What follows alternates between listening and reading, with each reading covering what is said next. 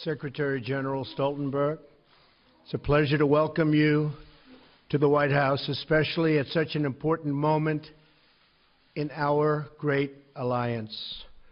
I also want to acknowledge the great work being done by our Secretary of State, Rex Tillerson, to strengthen the NATO alliance, as well as the Secretary's trip to Moscow to promote the security interests of the United States and its allies. He did a terrific job. Just watch parts of it. He did an absolutely terrific job. 68 years ago this month, not far from where we are gathered today, President Harry Truman spoke at the signing of the North Atlantic Treaty. In the nearly 7 decades since Harry Truman spoke those words, the NATO alliance has been the bulwark of international peace and security. NATO allies defeated communism and liberated the captive nations of the Cold War. They secured the longest period of unbroken peace that Europe has ever known.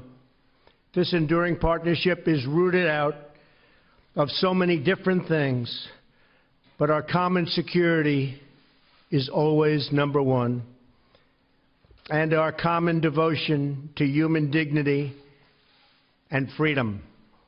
Since 1949, the NATO member states have more than doubled, increasing from 12 to 28.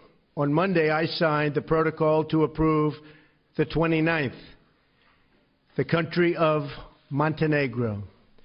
In the coming months and years, I'll work closely with all of our NATO allies to enhance this partnership and to adapt to the challenges of the future, of which there will be many.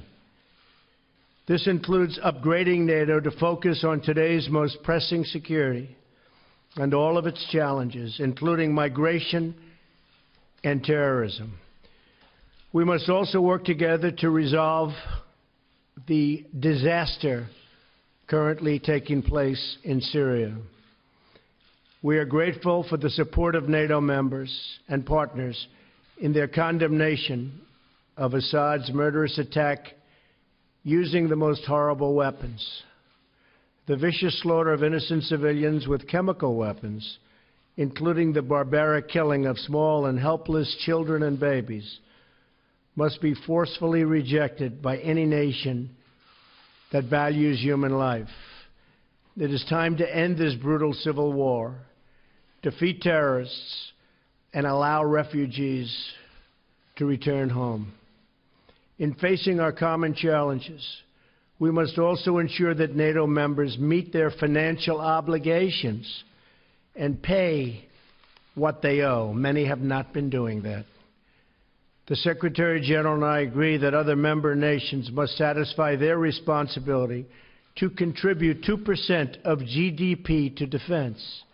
If other countries pay their fair share instead of relying on the United States to make up the difference, we will all be much more secure, and our partnership will be made that much stronger.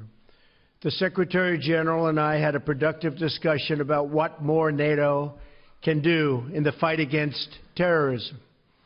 I complained about that a long time ago, and they made a change, and now they do fight terrorism. I said it was obsolete. It's no longer obsolete.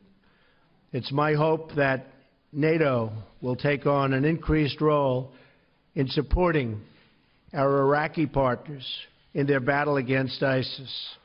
I'm also sending General McMaster to Afghanistan to find out how we can make progress alongside our Afghan partners and NATO allies.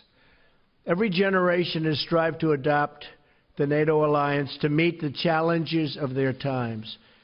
And on my visit to Brussels this spring, which I look very much forward to, we will work together to do the same. We must not be trapped by the tired thinking that so many have, but apply new solutions to face new circumstances, and that's all throughout the world.